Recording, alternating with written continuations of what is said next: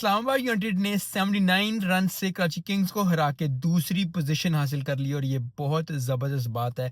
कल सारी बातें हो रही थी कि का क्या इस्लामाबाद कर पाएगा, दूसरी पोजीशन पे आ पाएगा, लेकिन अब दूसरी पोजीशन से आने से अब जो है वो एलिमिनेटर नहीं खेलेगा। एलिमिनेटर अब जो होगा वो लाहौर कलंदर्स वर्सेस जो है कराची किंग्स के बारे में होगा और बड़ा ही ज़बरदस्त मैच बनने जा रहा है। लेकिन ओवरऑल इस्लामाबाद और कोयटा ग्लैडिएटर्स को बहुत-बहुत मुबारक हो।